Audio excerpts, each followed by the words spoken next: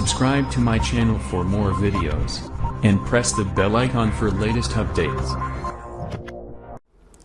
बिस्मिल्लाहिर्रहमानिर्रहीम। Dear student, आज का जो हमारा लेक्चर है उसमें हमने लेवल्स ऑफ बायोलॉजिकल ऑर्गेनाइजेशन को स्टार्ट करना है।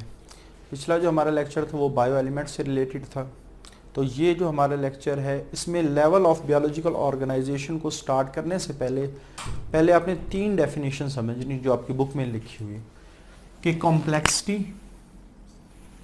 रेगुलेटरी मैकेनिज्म और प्रोटोप्लाज्म। तो सबसे पहले कॉम्प्लेक्सिटी। बेसिकली कॉम्प्लेक्सिटी ये लिविंग ऑर्गेनिज्म की करैक्टरिस्टिक है। अगर आपको याद हो, हमने जो सेकंड लेक्चर था उसमें डिस्कस किया था कि लिविंग ऑर्गेनिज्म और कॉम्प्लेक्स एंटिटी के लिविंग ऑर्गेनिज्म कभी भी सिंपल नहीं हो सकती, वो हमेशा कॉम्प्लेक्सिटी रखती हैं। तो biological organisation is not simple, ये कभी सिंपल नहीं होती। It has a high degree of complexity, ये हमेशा कॉम्प्लेक्सिटी रहती। अब देखना ये है इस कॉम्प्लेक्सिटी का लिविंग ऑर्गेनिज्म को फ़ायदा क्या होता है। जैसे फॉर एग्जांपल एक छोटा सा रूम है, आपने उसको ठंडा करना है तो 1 टन का एसी काफ़ी है। अगर रूम बड़ा हो जाए तो वो 1 टन का जो एसी है वो काम नहीं करेगा, एसी को बड़ा करना पड़ेगा।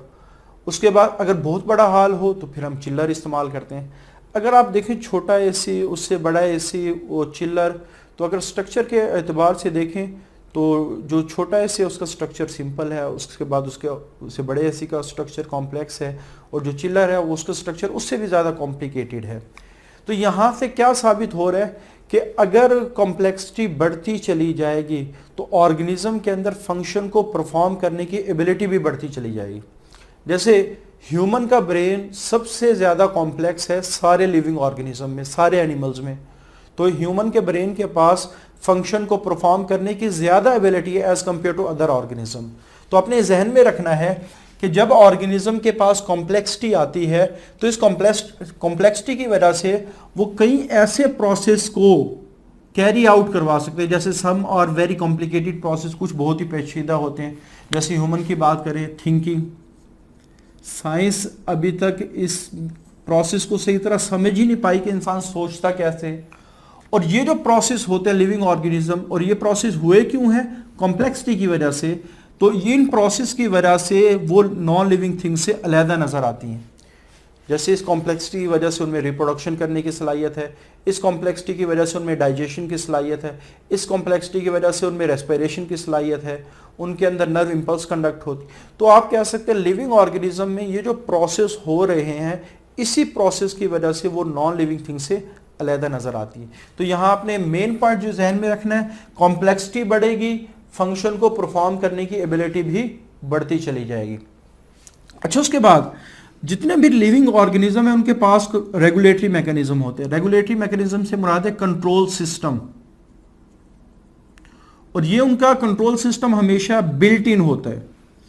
बिल्ट इन से क्या मुराद है? हर वो चीज़ जो बनते वक्त उस चीज़ में डाल दी जाए वो उसकी बिल्डिंग होती है। जैसे आप मोबाइल लेके आते हो मार्केट से, तो काफ़ी सारे सॉफ्टवेयर, जब पहली दफ़ा आपने डब्बे को ओपन किया, उसमें से मोबाइल निकाला और पहली दफ़ा आपने मोबाइल को चलाया, तो काफ़ी सारे सॉफ्टवेयर कंपनी उसमें डाल के भेजती है।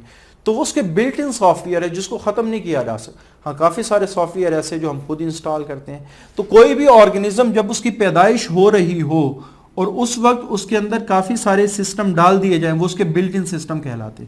तो उन सिस्टम में रेगुलेटरी मैकेनिज्म यानी उसका कंट्रोल सिस्टम भी एक बिल्ट इन सिस्टम है। ये हमेशा इन्वायरमेंट के लिहाज से, जैसे इन्वायरमेंट के लिहाज से काम करता है। जैसे फॉर एग्जांपल हमारी बॉडी का टेम्परेचर 37, 38 और 36 की रेंज में होना चाहिए। अगर हमारी बॉडी का टेम्परेचर सपोज जो ही बढ़ने लगता है 39, 40 तक पहुंचता है, तो हमारा कंट्रोल सिस्टम इस चीज़ को डिटेक्ट करेगा और फिर हमारा कंट्रोल सिस्टम उस टेम्परेचर को कम करने की कोशिश करेगा। क्योंकि अगर टेम्परेचर 45 तक पहुंच गया, 46 तक पहुंच गया, तो हमारे सारे के सारे एंजाइम डीनेचर हो जाएंगे, और जो ही हमारे एंजाइम डीनेचर होंगे हमारे सारे के सारे फंक्शन ख़राब होंगे। तो उसका मतलब है कंट्रोल सिस्टम हमारे स्ट्रक्चर को, हमारे फंक्शन को बचाने की बड़ी कोशिश करता है जब इन्वायरमेंट में भी कोई चेंज आता है। तो रेगुलेटरी मैकेनिज्म, हर लिविंग ऑर्गेनिज्म के पास ये रेगुलेटरी मैकेनिज्म होता है जो इन्वायरमेंट के लिहाज से अपने स्ट्रक्चर को, अपने फंक्शन को बचाने की, इंटेग्रिटी कहते हैं बका को, बचाने की, सस्टेन का मतलब है कोशिश, सस्टेन का मतलब मेंटेन करना, कि वो अपने स्ट्रक्चर को, अपने फंक्शन को मेंटेन रखने की कोशिश करता है। तो रेगुलेटरी मैकेनिज्म हर लिविंग ऑर्गेनिज्म के पास मौजूद होता है, जिसके ज़रिए से हमारे स्ट्रक्चर भी ठीक काम करते हैं, जिसके ज़रिए से हमारे फंक्शन भी ठीक काम करते हैं। अच्छा, प्रोटोप्लाज्म क्या है? बेसिकली प्रोटोप्लाज्म कहते हैं न्यूक्लियस प्लस साइटोप्लाज्म का कॉम्बिनेशन, ये प्रोटोप्लाज्म कहलाता है। और एक सेल को जिंदा रखने में जो ज्यादातर रोल है, वैसे सेल में 3 बड़े बेसिक कंपोनेंट हैं, जैसे न्यूक्लियस है, साइटोप्लाज्म है और सेल मेम्ब्रेन, लेकिन एक सेल को जिंदा रखने में जो ज्यादातर रोल प्ले करता है वो न्यूक्लियस और साइटोप्लाज्म करते हैं। यानी आप कह सकते हैं न्यूक्लियस इंफॉर्मेशन देता है, साइटोप्लाज्म उस इंफॉर्मेशन के मुताबिक काम करता है, तब जाके सेल जिंदा रहता है। तो इस वजह से इन दोनों के कॉम्बिनेशन को प्रोटोप्लाज्म कहा जा सकता है। तो अब ये कह सकते हैं प्रोटोप्लाज्म एक ऐसी चीज है जो जिंदगी सेल को देती है। Living thing has a highly structured, इसको हाईली स्ट्रक्चर्ड क्यों कहा जाता है? अगर हम साइटोप्लाज्म की बात करें तो इसमें कितने सारे स्ट्रक्चर हैं। अगर यूकैरियोट्स की बात करें, इसमें गोल्गी अपैरेटस है, इसमें एंडोप्लाज्मिक रेटिकुलम है, माइटोकॉन्ड्रिया है, इसमें और वैक्यूल्स वगैरह होते हैं। तो इतने सारे स्ट्रक्चर, सबका काम ये है कि उसने सेल को जिंदा रखना है। तो living thing has highly structured substance, जिसको प्रोटोप्लाज्म कहा जाता है। तो इसको दूसरे अंदाज में कैसे डिफाइन करेंगे? Nucleus and cytoplasm is collectively called protoplasm. तो ये दोनों डेफिनेशन है कि हर सेल के पास जो लिविंग स्ट्रक्चर सब्सटेंस है वो भी प्रोटोप्लाज्म कहलाती है, और न्यूक्लियस और साइटोप्लाज्म का कॉम्बिनेशन भी प्रोटोप्लाज्म कहलाता है। तो ये 3 पॉइंट हैं जो आपकी बुक में लेवल ऑफ ऑर्गेनाइजेशन को डिस्कस करने से पहले लिखे हैं। तो उम्मीद है कि ये आपको समझ में आ गए होंगे। अच्छा, उसके बाद लेवल्स। तो हम स्टार्ट करते हैं हमेशा छोटे लेवल से। तो दुनिया में जितनी भी चीज़ें हैं, चाहे वो जानदार हैं या बेजान है, वो हमेशा एटम से मिलके बनी है, और एटम छोटे छोटे पार्टिकल से मिलके बना है, जिसको सब एटॉमिक पार्टिकल कहते हैं। तो सब एटॉमिक का मतलब है ये सब छोटा लेवल है। तो छोटा लेवल किससे छोटा लेवल? एटॉमिक से। तो जैसे इलेक्ट्रॉन है, प्रोटॉन है, न्यूट्रॉन है।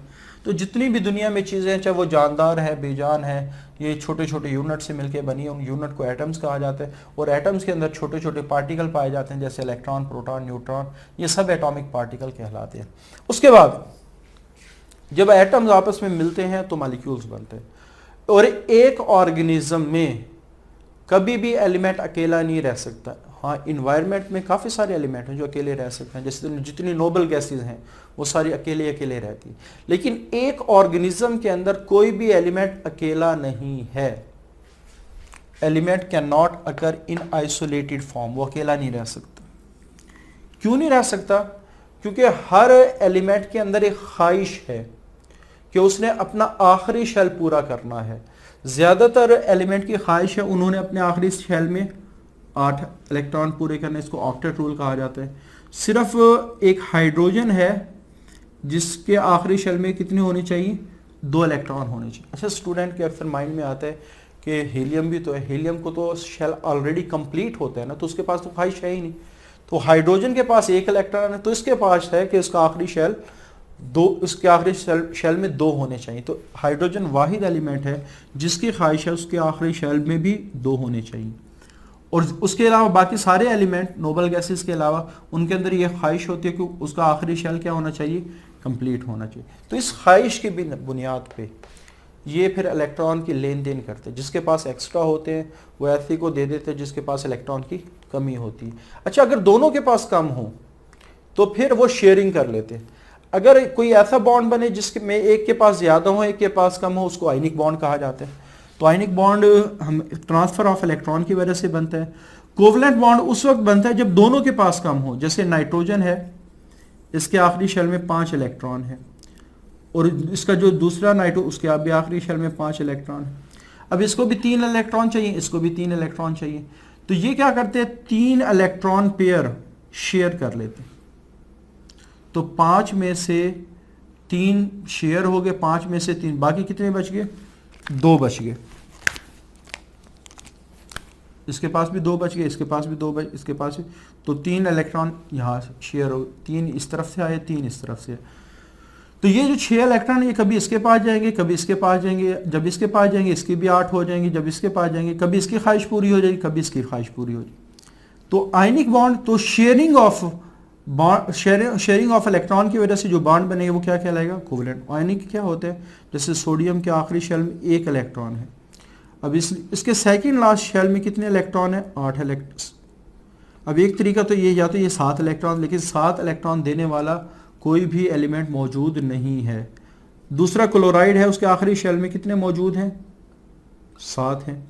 अगर ये अपना इलेक्ट्रॉन दे के अपना आखिरी शेल ही ख़त्म कर ले तो उसके जो सेकंड लास्ट शेल वो उसका आखिरी शेल बन जाएगा, तो इसकी भी ख्वाहिश पूरी हो जाएगी, इसकी भी ख्वाहिश। तो इसके पास चूंकि एक एक्स्ट्रा था और इसके पास कमी थी, जब एक के पास एक्स्ट्रा हो एक के पास कमी हो तो ट्रांसफर ऑफ इलेक्ट्रॉन होता है, जिससे क्या बनता है, आयनिक बॉन्ड बनता है। तो अपने जहन में रखना है कोवेलेंट हमेशा उस वक्त बनेगा जब दोनों इलेक्ट्रॉन में कमी होगी, दोनों के पास इलेक्ट्रॉन की कमी होगी, और आयनिक उस वक्त बनता है जब एक के पास एक्स्ट्रा होंगे एक के पास कम होगी। तो जितने भी एलिमेंट हैं चूंकि उनकी ख्वाहिश होती है वो अपने आखिरी शेल को कंप्लीट करना चाहते हैं, और इस ख्वाहिश के मद्देनज़र वो एक दूसरे से बॉन्ड बनाते हैं, कभी आयनिक बना रहे होते हैं, कभी कोवेलेंट बना रहे होते हैं। तो उसकी वजह से कंपाउंड बनता है। कंपाउंड दो चीज़ों के मिलने से जो फिर वो स्टेबल हो जाते हैं, जब उनके आखिरी शेल कंप्लीट हो जाते हैं तो वो स्टेबल हो जाते हैं। This stable form is called as molecule. तो अक्सर इस शॉर्ट क्वेश्चन आ जाता है कि वाई मॉलिक्यूल्स आर फॉर्म, कि मॉलिक्यूल्स बनते क्यों हैं। तो ये इसकी डेफिनेशन भी आप समझ लें और ये रीज़न भी समझ लें कि मॉलिक्यूल्स बनते क्योंकि जो एलिमेंट है वो आइसोलेटेड फॉर्म में नहीं रह सकते। उसके बाद अरेंजमेंट की बात करें, जब डिफरेंट मॉलिक्यूल डिफरेंट बॉन्ड्स के ज़रिए से मिलते हैं तो हमारे पास फिर वो बहुत ज़्यादा वैरायटी के कंपाउंड्स बनते हैं। जैसे टोटल जो बायो एलिमेंट है, जैसे हमने लास्ट लेक्चर में डिस्कस किया, वो 16 है। उनकी डिफरेंट अरेंजमेंट से ही सारी बातें चलती है। जैसे सपोज मैं कहता हूँ 1 2 3, अब ये 3 डिजिट्स हैं। अगर इसको इस तरह अरेंज करें तो डिफरेंट फिगर बनता है, इस तरह अरेंज करें डिफरेंट फिगर बनता है, इस तरह अरेंज करें डिफरेंट फिगर बनता है, अगर इस तरह अरेंज करें तो डिफरेंट फिगर बनता है। हालांकि डिजिट 3 ही है लेकिन अरेंजमेंट डिफरेंट होने की बिहाफ पे फिगर डिफरेंट बन रहा है। तो इसी तरह जो बायो एलिमेंट वो है 16, सिर्फ अरेंजमेंट का जो अंदाज है वो डिफरेंट है। तो different types of bonding arrangement, जब मुख्तलिफ किस्म की बायो एलिमेंट्स अरेंजमेंट शो करते हैं परमिट द बायोलॉजिकल, तो बायोलॉजिकल मॉलिक्यूल के अंदर ऐसी सलाहियत पैदा होती है to be constructed in great variety, के वो बहुत ज़्यादा वैरायटी के कंपाउंड्स बना सकते हैं। और जितनी ज़्यादा वैरायटी बढ़ती चली जाएगी उतनी ही कॉम्प्लेक्सिटी बढ़ती चली जाएगी, और जितनी कॉम्प्लेक्सिटी बढ़ती चली जाएगी, शुरू में हमने डिस्कस किया complexity is directly proportional to functionality, कि वो फंक्शनैलिटी के प्रोपोर्शनल होती है उतनी ही ज़्यादा काम करने की सलाहियत बढ़ती चली जाएगी। तो अरेंजमेंट के डिफरेंट होने से वैरायटी बढ़ती है और वैरायटी के बढ़ने से कॉम्प्लेक्सिटी बढ़ती है। उसके बाद आगे हमारे पास मॉलिक्यूल्स की टाइप्स हैं। तो जब भी हम बात करते हैं टाइप्स की तो पहले देखते हैं किस बेस पे क्लासिफिकेशन की जा रही। जैसे क्लास है उसको हम काफ़ी सारी बेसिस पे क्लासिफाई कर सकते हैं। On the basis of marks, कि ये ज़्यादा नंबर वाले हैं, कम नंबर वाले हैं। On the basis of gender, ये मेल है ये फीमेल है। On the basis of height, ये लंबे कद के ये छोटे कद के। On the basis of weight, ये मोटे हैं ये पतले हैं। तो जब भी हम क्लासिफिकेशन की बात कर रहे हो तो पहले हमें बेस देखनी पड़ती है कि हमें किस बेस पे क्लासिफिकेशन कर रहे हैं। तो यहाँ 2 बेसिस दी गई हैं। अगर पहली बेस है on the basis of molecular weight, अगर मॉलिक्यूलर वेट कम है तो वो माइक्रो मॉलिक्यूल, अगर मॉलिक्यूलर वेट ज़्यादा है वो मैक्रो मॉलिक्यूल्स। जैसे माइक्रो मॉलिक्यूल की एग्जांपल है वाटर है, ऑक्सीजन है, ग्लूकोज है, और एग्जांपल इसकी है स्टार्च है, प्रोटीन है। तो ये मैक्रो मॉलिक्यूल की एग्जांपल है। उसके बाद दूसरी classification on the basis of carbon and hydrogen presence, कि उसमें कार्बन हाइड्रोजन इकट्ठी है या नहीं है। अच्छा, अगर क्वेश्चन आ जाए कि write down the types of molecule in living worlds, तो आपने ये 2 टाइप्स लिखनी है। उसकी वजह यह है कि बुक वाले ने अलहदा से लाइन मेंशन की है, living world has 2 types of molecule, organic and inorganic. तो ऐसे मॉलिक्यूल जिसमें कार्बन और हाइड्रोजन इकट्ठा हो वो ऑर्गेनिक, जिसमें कार्बन और हाइड्रोजन इकट्ठा ना हो वो इनऑर्गेनिक। जैसे ग्लूकोज, अमाइनो एसिड, ये ऑर्गेनिक है। अब कार्बन डाइऑक्साइड में कार्बन है, हाइड्रोजन नहीं है, वाटर के अंदर हाइड्रोजन है, कार्बन नहीं है, तो ये इनऑर्गेनिक की एग्जाम्पल है। उसके बाद मोस्ट अबंडेंट बायो एलिमेंट्स जो एक ऑर्गेनिज्म में, वो hydrogen, oxygen and nitrogen, calcium और सल्फर है। तो सल्फर पे मैंने थोड़ा सा सर्कल बनाया है। उसकी वजह क्या है क्योंकि जब हम मोस्ट अबंडेंट एलिमेंट की बात करते हैं तो जैसे हमारा पिछला लेक्चर था, हम ज़्यादातर समझ रहे होते हैं मेजर बायो एलिमेंट्स। हालांकि वो सिर्फ ह्यूमन बॉडी के लिहाज से वो परसेंटेजेस दी गई है, क्योंकि बाद ऑर्गेनिज्म ऐसे हैं उनमें सल्फर की क्वांटिटी ज़्यादा होती है। जैसे कुछ बैक्टीरिया हैं वो अपने अंदर फोटोसिंथेसिस करने के बाद सल्फर को प्रोड्यूस करवा रहे होते हैं, तो जब वो प्रोड्यूस करवा रहे हैं तो ऑटोमेटिकली जो सल्फर की क्वांटिटी उनकी बॉडी में ज़्यादा होगी। तो इस वजह से हमने हर ऑर्गेनिज्म के लिहाज से देखें तो काफ़ी सारे ऑर्गेनिज्म ऐसे हैं जिनमें सल्फर की क्वांटिटी ज़्यादा होती है। तो अगर आ जाए कि मोस्ट अबंडेंट बायो एलिमेंट, उसमें आपने सल्फर को भी कंसिडर करना है। अच्छा, जो मोस्ट अबंडेंट ऑर्गेनिक कंपाउंड है वो ग्लूकोज है, फैटी एसिड है, ग्लिसरॉल है, अमीनो एसिड है, न्यूक्लियोटाइड है। अब ये जो मॉलिक्यूल हैं ये किस किस्म के हैं, इनका स्ट्रक्चर क्या है, ये इनका आप कह सकते हैं फंक्शंस क्या है, तो इसको हम चैप्टर नंबर 2 में डिटेल से पढ़ेंगे। ये सारे के सारे जितने भी मॉलिक्यूल हैं इनकी डिटेल चैप्टर नंबर 2 में मौजूद है, इस वजह से यहाँ एक्सप्लेन करने की ज़रूरत इनको नहीं है। उसके बाद जब हज़ारों किस्म के माइक्रो और मैक्रो मॉलिक्यूल्स मिलते हैं तो फिर सेल्स बनते हैं और सेल मिलके ऑर्गेनिज्म बनाते हैं।